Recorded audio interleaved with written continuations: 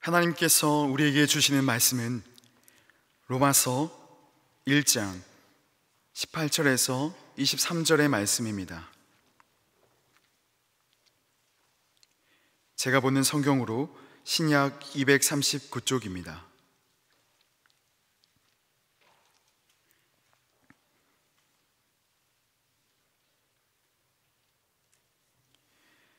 하나님의 말씀을 봉독하겠습니다. 하나님의 진노가 불의로 진리를 막는 사람들의 모든 경건하지 않음과 불의에 대하여 하늘로부터 나타나나니 이는 하나님을 알만한 것이 그들 속에 보임이라. 하나님께서 이를 그들에게 보이셨느니라. 창세로부터 그의 보이지 아니하는 것들 곧 그의 영원하신 능력과 신성이 그가 만드신 만물에 분명히 보여 알려졌나니 그러므로 그들이 핑계하지 못할지니라. 하나님을 알되 하나님을 영화롭게도 아니하며 감사하지도 아니하고 오히려 그 생각이 허망하여지며 미련한 마음이 어두워졌나니 스스로 지혜 있다 하나 어리석게 되어 썩어지지 아니하는 하나님의 영광을 썩어질 사람과 새와 짐승과 기어다니는 동물 모양의 우상으로 바꾸었느니라. 아멘. 여러분, 돼지들은 뭐든지 잘 먹죠. 잘 먹는 이유가 있다고 합니다. 돼지들에게 먹이를 갖다 주면 돼지들이 꿀꿀꿀꿀 하면서 몰려와 먹죠. 돼지들은 먹이를 보면 꿀로 보고 그래서 꿀꿀꿀꿀 한다는 거죠.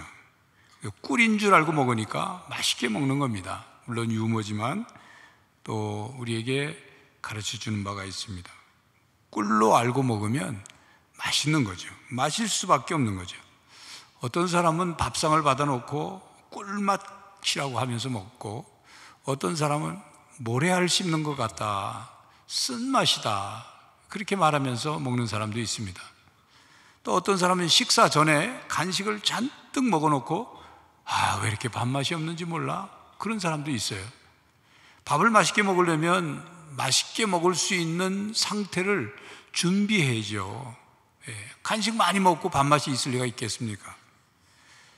또 어떤 사람은 낮에 낮잠을 실컷 자놓고는 밤에 왜 이렇게 잠이 안 오는지 모른다, 그런 사람이 있어요. 여러분, 잠을 밤에 잘 자려면 그 숙면할 수 있는 모든 준비를 해야 됩니다. 그러니까 숙면을 방해하는 것들을 해결해야 되는 거예요. 또 어떤 사람은 이렇게 말합니다. 식사도 잘 안 하고 운동도 안 하면서 요즘에 내가 왜 기력이 없는지, 쉽게 피곤한지 몰라. 당연히 기력이 없고 피곤하죠. 밥도 잘 안 먹고 운동도 안 하는데 몸에 활력이 생기겠습니까? 이처럼 우리가 생활하는데 필요한 것들을 얻으려면 그걸 방해하는 것들을 해결해야 돼요. 여러분, 밭에 씨앗을 뿌릴 때 그 밭에 돌이 많으면 씨앗을 아무리 많이 뿌려도 곡식이 잘 자라지 않습니다. 돌들이 방해하기 때문이죠. 밭에 가시떨기나 잡초가 있으면 역시 씨앗을 뿌려도 많이 열매를 거둘 수가 없습니다. 바로 그 돌들과 가시떨기와 그리고 잡초들을 제거해야 얻고자 하는 풍성한 열매를 거둘 수가 있습니다. 우리의 삶도 마찬가지입니다. 누구나 행복하기를 원하지만 행복을 방해하는 것을 제거하고 우리를 행복하게 하지 못하는 그 이유를 해결해야 행복할 수 있는 것입니다.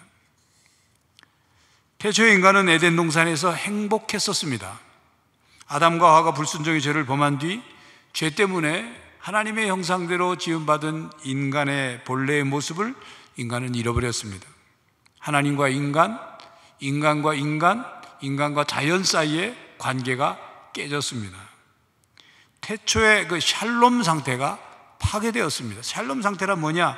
평화로운 것, 또 조화를 이루고 있는 것, 사랑에 가득한 상태, 질서가 있는 상태, 그게 깨진 거죠. 인간의 삶의 행복이 깨어지고 그리고 불행하고 고통스러운 삶이 시작되었다는 말입니다. 그래야 죄로 말미암아 타락한 본성을 가지고 태어난 인간은 하나님을 알만한 것이 인간 안에 있음에도 불구하고 하나님을 알지 못합니다. 하나님의 실제하심을 그저 눈을 떠서 보기만 해도 알 수 있는데도, 하나님의 그 창조하신 세계를 조금만 더 들여다보아도 하나님의 능력과 신성을 볼 수 있음에도 하나님을 알지 못합니다. 하나님을 알되 하나님을 하나님으로 섬기지 않습니다. 하나님을 영화롭게 아니합니다. 그리고 감사하지도 않습니다.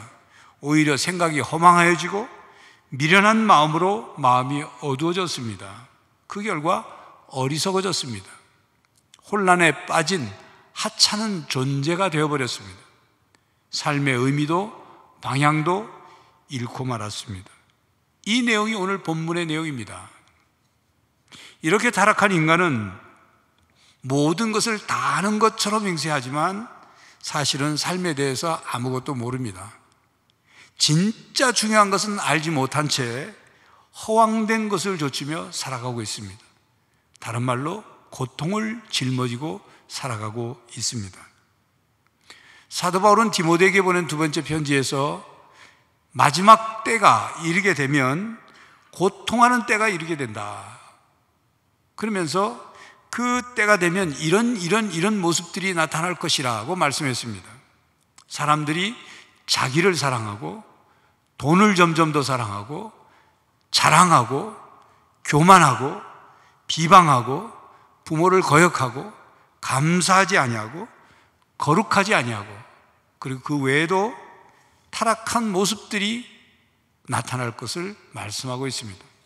자, 이 말씀에서 우리가 깨달을 수 있는 것은 마지막 때 사람들이 이기심과 각종 욕심으로 인해서 배은망덕한 사람이 되어 부모에게도 사람에게도 감사할 줄 모르고 그저 서로 고통을 주고받으며 살아가게 된다는 뜻이죠. 그렇습니다. 점점 더 세상은 사악해져 갈 것입니다. 점점 더 배은망덕하고 감사할 줄 모르는 세상이 될 것입니다. 아무리 물질적으로 풍요롭다고 해도 과학기술의 발전이 이루어져서 편안한 삶을 살 수 있게 된다고 하더라도 우리의 욕심은 계속 더 많은 것을, 계속 더 편안한 것을, 계속 더 만족을 주는 것을 요구할 것입니다. 그런 상태에 있는 한 우리는 행복하게 살 수 없습니다. 성경 전체의 말씀과 신앙의 원리와 그리고 인간이라는 존재의 본질과 삶의 행태를 살펴보면 하나님께서 우리들에게 우리 자신을 위해서 감사하라, 감사 생활을 하라고 말씀하신 것을 깨달을 수가 있습니다. 성경 말씀에 보면 하나님께서 우리들에게 하나님께 감사하라, 감사로 하나님께 나와라, 범사에 감사하라 이렇게 명령하십니다. 하나님은 왜 그렇게 명령하셨을까요? 하나님은 우리에게 감사를 받으셔야 기분이 좋아지기 때문에 그렇게 명령하셨을까요? 하나님은 우리가 감사를 드리지 않으면 마음이 상하시고 뒤끝이 있기 때문에 우리에게 그렇게 말씀하셨을까요? 그리고 신약 데살로니가전서 5장 18절에 보면 범사에 감사하라, 이것이 그리스도 예수 안에서 너희를 향하신 하나님의 뜻이니라는 말씀이 있죠. 범사에 감사하는 것이 우리를 향한 하나님의 뜻이다, 그렇게 말하는데 하나님의 어떤 뜻일까요? 우리를 향한 하나님의 어떤 뜻일까요? 로마서 12장 2절에 보면 하나님의 뜻을 이렇게 표현했습니다. 하나님의 선하시고 기뻐하시고 온전하신 뜻. 자, 그러면 정리하면 범사에 감사하라는 말씀, 명령에 담긴 하나님의 선하시고 기뻐하시고 온전하신 뜻이란 무슨 뜻일까요? 하나님의 뜻은 그리스도인들이 그리스도를 닮는 것입니다. 그리스도의 형상을 회복하는 것입니다. 그리스도인으로서 하나님 나라 백성다운 삶을 사는 것. 다시 정리하면 예수 그리스도 안에서 행복한 삶을 사는 것, 그것이 하나님의 뜻이에요. 자, 그렇다면 우리가 우리를 향한 하나님의 선하시고 기뻐하시고 온전하신 뜻대로 행복한 삶을 살기 위해서는 우리가 어떻게 해야 할까요? 우리의 행복하지 않은 이유를 찾아야 하고 감사하지 못하는 이유를 찾아서 그것을 제거하고 해결해야 하지 않겠습니까? 그렇다면 그 이유, 그 원인은 어떤 것들이 있을까요? 한 젊은 부부가 카나다의 그 로키 산맥에 자리 잡고 있는 밴프라는 지역에 이사를 가게 됐어요. 여러분 인터넷으로 밴프라는 곳을 치면 이미지가 떠오르는데 경치가 기가 막힙니다. 그것은 철 따라 말로 형용할 수 없는 그런 아름다운 절경을 연출해내는 그런 지역이에요. 그들 부부는 그 절경을 보면서 그 하나님 앞에 감사해서 하나님 감사합니다. 하나님이 만드신 이 아름다운 세계를 볼 수 있다니, 이곳에 살 수 있게 되다니 감사합니다. 1년이 지났어요. 더 이상 감사하지 않습니다. 그 경치가 실증난 거예요. 마치 이스라엘 백성들이 만나를 먹고 나서 시간이 좀 지나자 만나에 대해서 불평하고 하나님을 원망하는 것처럼. 여러분 우리도 그렇습니다. 100평짜리 집에 산다고 할 때 처음에는 감사해요. 이 넓고 좋은 집에서 내가 산다. 시간이 점점 지나면요 감사는 사라지고 집이 넓어서 청소하기 귀찮다고 불평하기 시작해요. 그러나 작은 평수의 집에 살아도 우리의 입에서 하나님 감사합니다, 하나님 감사합니다, 이 감사가 끊이지 않으면 행복할 수 있는 거예요. 그렇습니다. 우리는 감사하는 것만큼 행복할 수 있습니다. 오늘날 현대인의 질병 중에 만연해 있는 것 중에 하나는 감사 불감증입니다.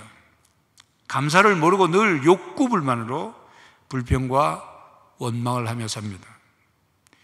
초대교회의 교부 크리소스톰은 사람에게는 근본적인 죄가 하나 있는데 그것은 감사하지 않는 죄라 했습니다. 독일의 작가이자 철학가인 괴테는 이 세상에 가장 쓸모없는 인간은 감사할 줄 모르는 인간이라고 했습니다.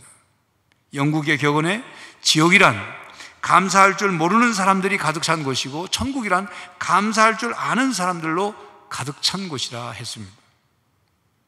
여러분 오늘 본문 21절에 하나님을 알지 못하고 하나님께 감사하지 아니한다. 그래서 우리 마음이 허망해지고 미련한 마음이 어두워지고 우둔하게 되었다고 말합니다. 이걸 한마디로 정리하면 느낄 건 못 느끼게 되고 하나님을 알지 못하고 하나님께 감사하지 못함으로 느낄 걸 느끼지 못하고 깨달을 걸 깨닫지 못하게 되었다, 그런 뜻이에요. 감사를 잃어버렸기 때문에 우리 마음이 손상됐어요. 어두워졌어요. 무감각해졌어요. 완악해진 것입니다. 우리 청년들 가운데도 코로나를 이미 한번 감염돼서 치료받고 이제 회복이 된 분들이 많이 있을 거예요. 그런데 그 코로나에 감염됐던 분들 가운데 내가 코로나에 감염되니까 맛을 못 느끼게 되더라. 음식 맛이 뭔 맛인지 모르게 되더라. 또 냄새를 잘 못 맡게 됐다. 그렇게 얘기하는 분들이 종종 있었습니다. 그분들이 이제 그런 코로나 치료를 하고 후유증의 기간을 어느 정도 겪은 다음에 다시 맛을 느끼게 되고 냄새를 맡게 되는, 그게 회복됐다고 그래요. 감각이 무감각이 되는 거죠. 코로나 감염 때문에 증상으로 느껴야 될 것을 못 느끼는 거예요. 냄새를 맡아야 되는데 이게 무슨 냄새인지 못 느끼는 거예요. 감각이 무감각이 된 거예요. 여러분 우리의 감각이 무감각이 되면 아무리 맛있는 음식을 먹어도 맛을 모르니까 음식을 먹는 즐거움, 맛있는 음식을 먹는 행복을 못 느끼는 거예요. 못 누리는 거예요. 이와 같이 마음과 영혼이 무감각해지면 삶의 의미, 삶의 즐거움, 행복을 못 느낍니다. 자, 그렇다면 마음과 영혼이 무감각해졌다는 증상은 어떻게 나타날까요? 그것은 감사가 사라진 것을 보면 알 수 있습니다. 마음과 영혼이 깨닫지 못하고 느끼지 못하니 감사할 수 없는 거죠. 감사가 사라진 겁니다. 그렇게 감사하는 생활을 할 수 없으니 행복하지도 않은 거예요. 행복은 깨닫고 느끼고 누려야 자기 것이 되기 때문입니다. 행복을 깨닫고 느끼고 누리기 위해서 꼭 있어야 하는 마음은 감사하는 마음입니다. 우리에게 감사를 방해하는 것들 중에 한 가지가 있는데, 그것은 알지 못하고 깨닫지 못하면 마땅히 감사해야 하는 것에 감사하지 못합니다. 여러분, 우리의 인간의 심장이 하루에 10만 3,689번을 뛰고 몸속에 피가 온 몸을 이제 피가 이렇게 순환하잖아요. 그 순환한 그 거리를 환산하면 1억 6,800만 마일을 하루에 그렇게 달린다는 거예요. 피가 순환된다는 거예요. 하루에 숨을 23,040번 쉬고 두뇌 세포를 하루에 700만 개를 사용하며 산다고 합니다. 나는 아무런 수고를 하지 않았는데도 심장이 그렇게 많이 잘 뛰어주고 있어요. 혈액이 그렇게 먼 거리를 그렇게 달려주고 있어요. 내가 아무런 수고를 하지 않았는데 나의 폐가 계속 숨을 쉬어주고 있어요. 이 모든 일이 약간만 차질이 생겨도 우리 생명에는 이상이 오는 겁니다. 이런 것을 깨닫게 되면, 알고 깨닫게 되면 심장이 감사하죠. 폐가 감사하죠. 혈관 속에 흐르는 그 피가 감사하죠. 그리고 이렇게 내 생명을 만들어 주시고 유지시켜 주시는, 지탱하게 하시는 하나님께 감사드리지 않을 수 없는 것입니다. 그렇습니다. 이렇게 깨닫고 알면 감사하게 됩니다. 감사한 마음이 들면 행복해집니다. 우리가 감사하지 못하는 이유가 또 있는데, 감사를 방해하는 것이 있습니다. 지난 10월 25일 화요일 날인데, 우리 천안 아산로에 목사 장로 체육대회가 우리 교회 체육관에서 있었습니다. 체육대회를 준비하는 분들이 일찍부터 단톡방에 경품을, 목록을 쭉 올려놨어요. 경품이 굉장히 많았어요. 1등이 김치냉장고, 2등이 갤럭시 탭 S7, 3등이 큐브 공기 청정기, 뭐 이렇게 해서 상이 아주 그냥 경품이 좋았어요. 일찍 올려놓은 이유는 많이 참석하시오, 경품 많이 좋은 게 많이 준비됐으니 와서들 받아가시오, 그런 광고죠. 제 생각에 우리 교회 노예 목사 총대가 11명, 우리 목사가 11명이니까 장로 총대가 9명, 20명이에요. 생각에 20명이면 그 체육대회 한 160명 뭐 그거보다 조금 이렇게 오니까 해볼 만하다, 당첨될 만하다 생각을 하고 부목사님들한테 기도들 열심히 하시오, 김치냉장고 당첨되기 열심히 하시오. 그래서 이제 농담 반 진담 반 했죠. 저는 김치냉장고가 우리 집에 있기 때문에 뭐 김치냉장고를 생각도 않고, 한 중간 것쯤에 내가 받았으면 하는 게 있어서 마음속에 참 그거 받으면 좋겠다, 경품 당첨되면 좋겠다. 이제 그러고서 체육대회 이제 끝부분에 경품이 추첨됐는데, 경품은 이제 보통 위에 거보다 밑에 거부터 쭉 경품하잖아요. 근데 우리 부목사님들이 밑에 것만 계속 다 당첨이 되는 거예요. 무슨 액기스, 무슨 견과류, 무슨 뭐 단팥빵 뭐 이런 것만.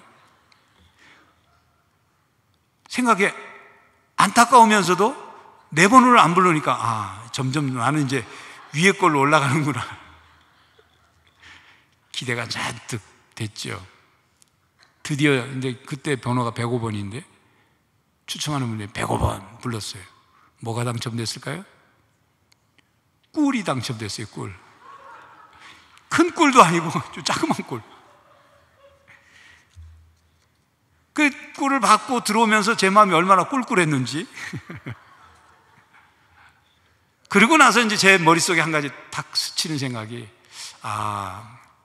욕심이 내 마음에서 감사를 사라지게 하는구나. 생각해 보면 그 꿀도 못 받은 분들이 있거든요.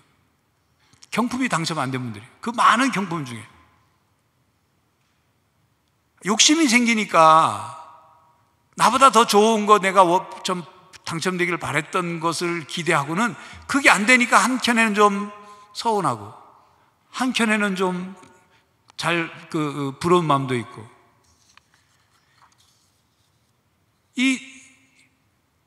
나에게 본래 꿀이 없었잖아요.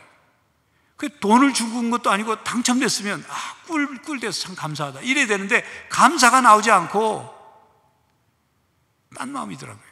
아니 그깟 경품이 뭐라고, 그것 없이도 지금까지 잘 살았는데 갑자기 눈앞에 경품이 막 펼쳐져 있으니까 저거 됐으면 좋겠다, 욕심이 생기니까 감사를 못한 거죠. 부끄러웠습니다. 그렇습니다, 여러분.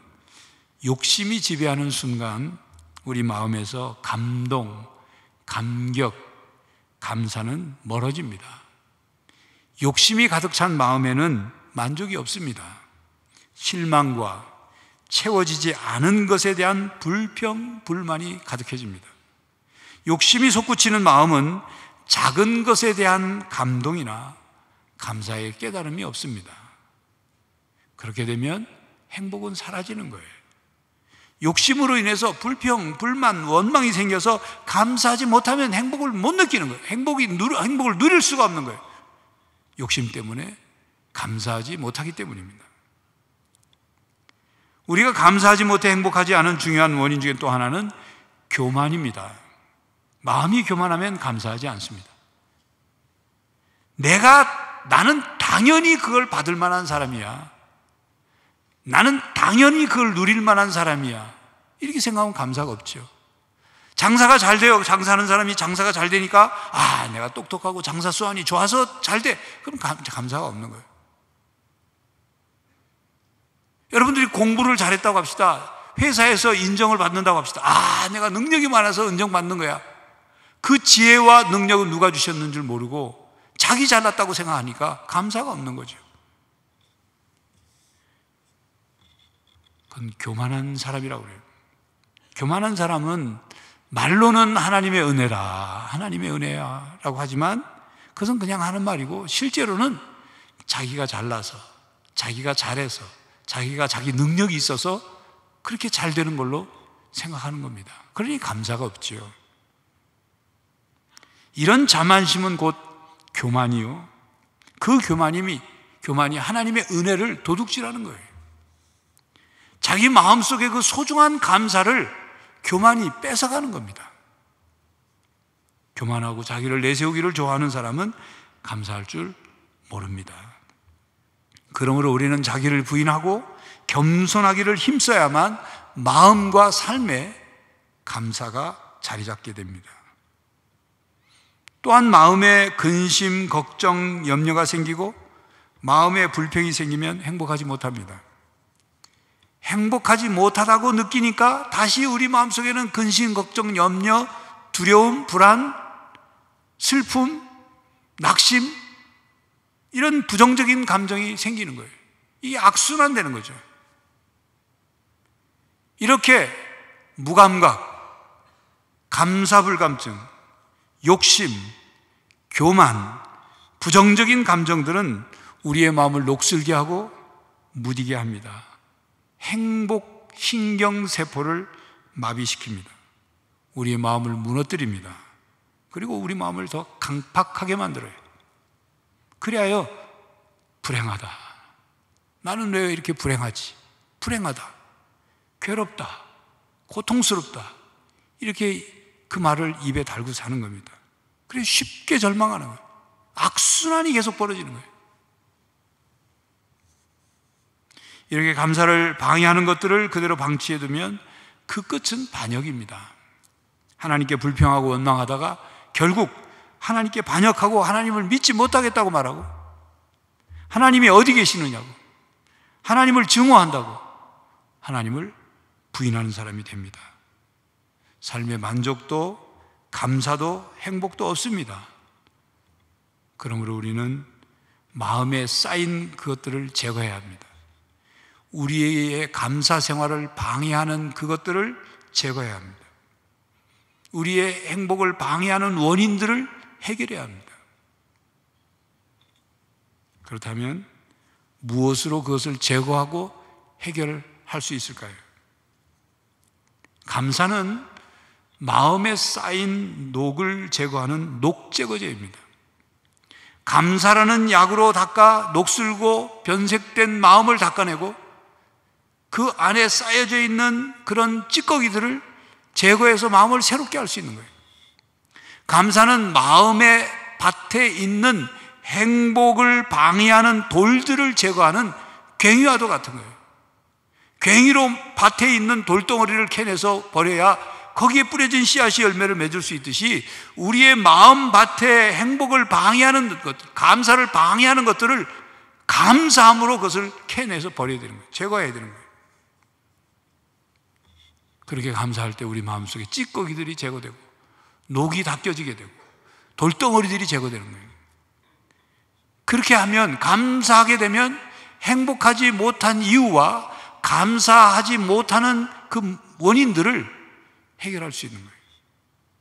그러면 행복을 느끼고 누릴 수 있습니다. 그렇게 철학자 아리스토텔레스는 행복은 감사하는 사람의 것이다, 그래서 말했어요. 또 인도의 시성 타고르는 감사의 분량이 곧 행복의 분량이다, 그렇게 말했습니다. 감사한 만큼 사람은 행복할 수 있다, 그런 말입니다. 비레름 윌러는 가장 행복한 사람은 가장 많이 소유한 사람이 아니라 가장 많이 감사하는 사람이다 라고 말했습니다. 여러분 자신에게 이런 질문을 해본 적 있습니까? 나는 왜 불행할까? 나는 왜 행복하지 않을까? 나는 왜 행복하지 않을까에 대한 그 이유가 뭘까? 행복하지 않는 그 이유가 뭘까? 생각해 본 적 있습니까? 자신에게 질문해 본 적 있습니까? 돈이 없어서 행복하지 않습니까? 환경이 나빠서? 부모를 잘못 만나 흙수저라서? 배우지 못해서? 높은 자리에 앉아있지 않아서? 나라를 잘못 만나서? 아니면 지금 내 상황이 어렵고 답답하고 괴로우니까 나는 불행한 거다, 그렇게 생각합니까? 행복은 소유에 정비례한 것이 아니라 감사에 정비례합니다. 행복은 조건에 정비례한 것이 아니라 감사에 정비례합니다. 감사는 행복의 원천이라는 말이 있습니다. 행복은 감사에서부터 옵니다.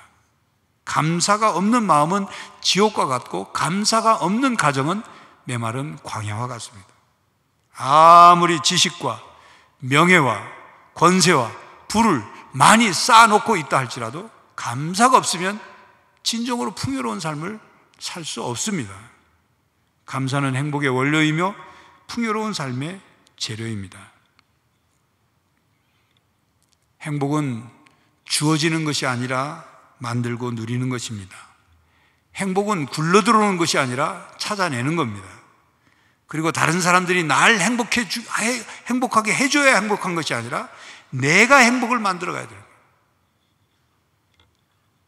그리고 그 행복은 감사의 표현으로부터 시작됩니다.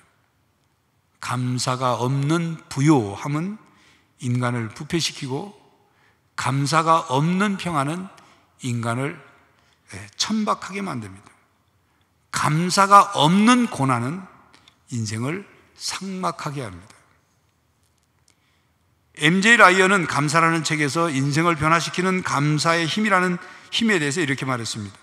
감사하면 기쁨이 넘치며, 감사하면 언제나 생기가 있고, 감사하면 우울증이 치유되며, 감사하면 건강해지고, 감사하면 근심 걱정이 없어지고, 감사하면 매력적인 사람이 되고, 감사하면 고통과 분노가 사라지고, 감사하면 부족함을 받아들일 수 있고, 감사하면 공허하지 않으며, 감사하면 지금 이 순간이 소중하게 되고, 감사하면 상처받더라도 사랑하게 되고, 감사하면 무엇이든지 나눠주고 싶고, 감사하면 모든 생명체와 교감할 수 있으며, 감사하면 평범한 일상도 은총으로 받아들인다, 그랬습니다. 정신치료 전문가 넬슨은 그에 져서 소망을 이루어주는 감사의 힘에서, 감사는 가정이나 직업에 대한 만족감과 기쁨을 증가시킴으로써 인간관계를 향상시키고 사랑이 넘치도록 하며 갈등을 해소하고 협력을 도모하도록 한다고 말했습니다. 한마디로 정리하면 감사 생활을 하면 행복한 생활을 만들어갈 수 있다, 그 말이에요. 그것이 감사의 힘이라는 것입니다. 여러분, 하나님께 감사하지 않는 것은 하나님의 주권을 인정하지 않는다는 뜻입니다.